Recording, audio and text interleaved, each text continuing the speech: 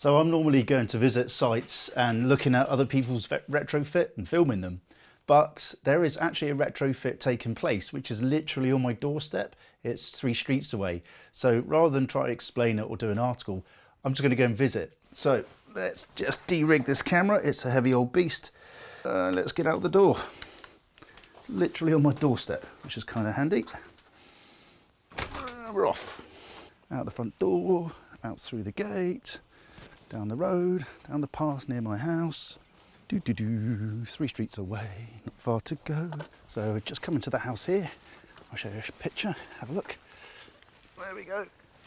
It's got some nice solar on it. We're going to have a look at it with the drone in a minute. But we're going to ask permission to go in. We're going to chat to the homeowner, who I happen to know. So, the tripod's not getting any lighter, and I'm not getting any younger. And some of the lads who are installing have already arrived. Let's have a look. There's their van. I can ask permission to go in. Here we go. Hello, anyone in? Hello, Matt. Hello, can I have permission to come in? Yes, do come in. That's what we're going to do. Hello. I'm having skirting board radiators fitted in all the rooms in my house. These are the discrete heat guys. They're here already. So we're in the radiator taken off, and then skirting board radiator fitted behind it, and the radiators put back on. And that seems to be as simple as it gets.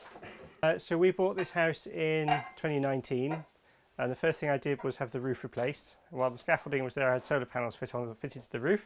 Then I bought my electric car and had the car fitted to the solar panels, so I get charging when it's sunny. I've had the cavity walls filled with Evo bead to give it that extra little bit of warmth.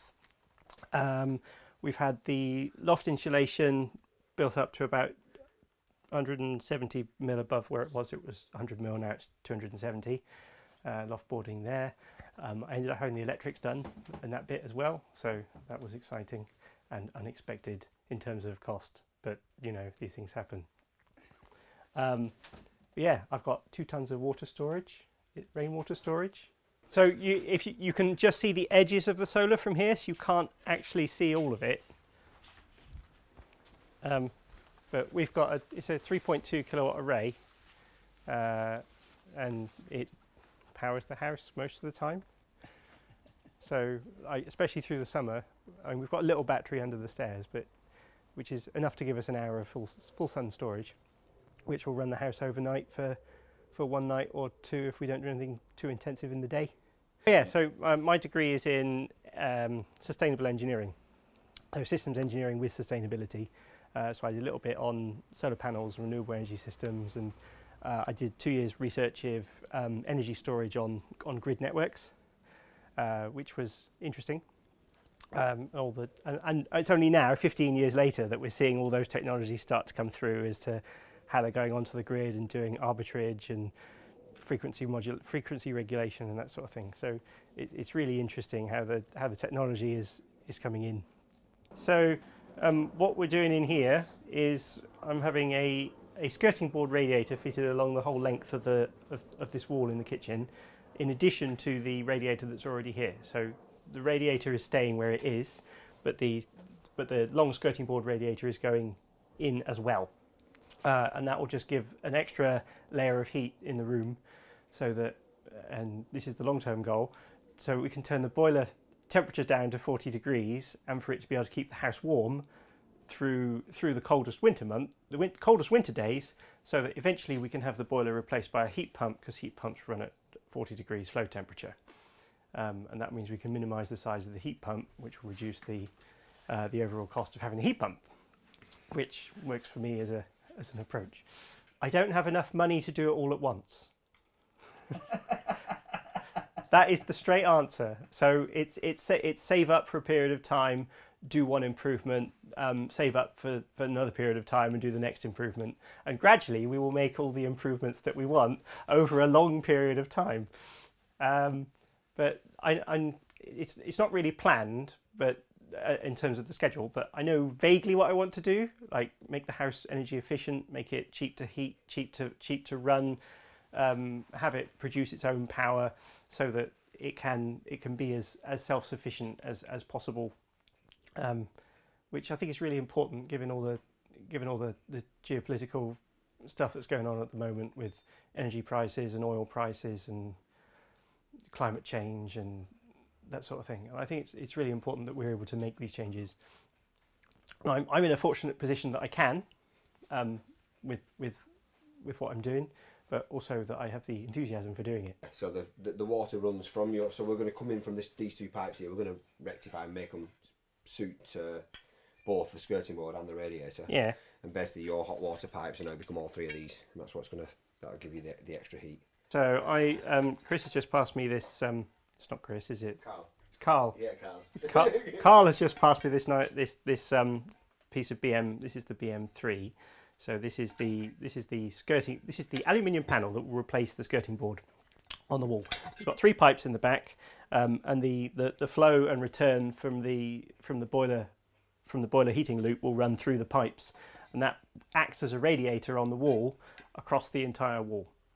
So I think this is I can't remember how much power comes out of that radiator, but essentially we will double the amount of heat transfer that can transfer from the heating loop into the room, which means that we'll be able to, as I said, run the boiler at a lower temperature but still heat the room.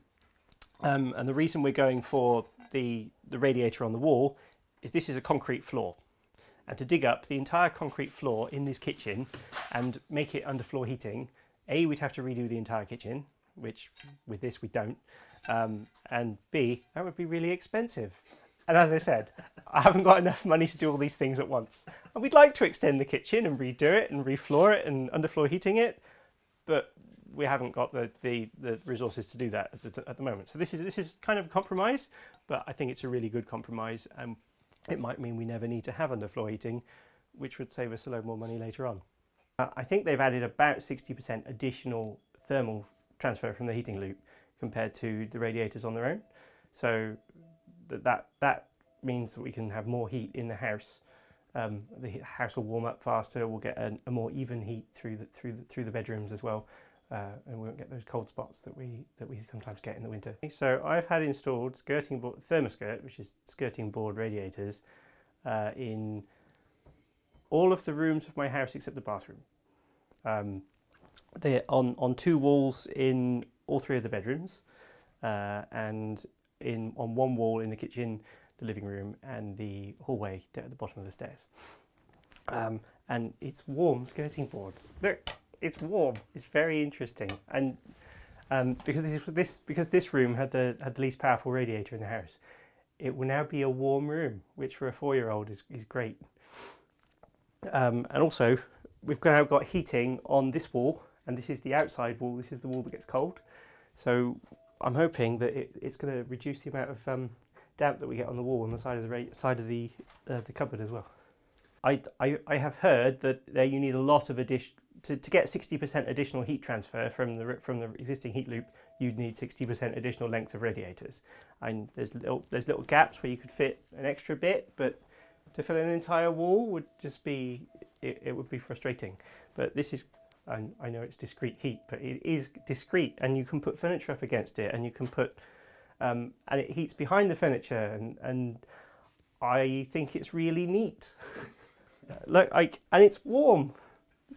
I'm quite excited by it. So the boiler's running at 40 degrees. Before we had the thermoskirt, it was running at 50, I think. I was trying to get it as low as I could, but now we can run it. I'm hoping that when we get to January next year and it gets really chilly, we can keep running it at 40 degrees, and it will keep running at its maximum efficiency.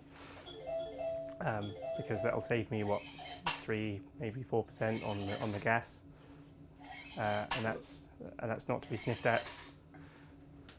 But yeah, it means I can run my boiler more efficiently, and then I can eventually replace it.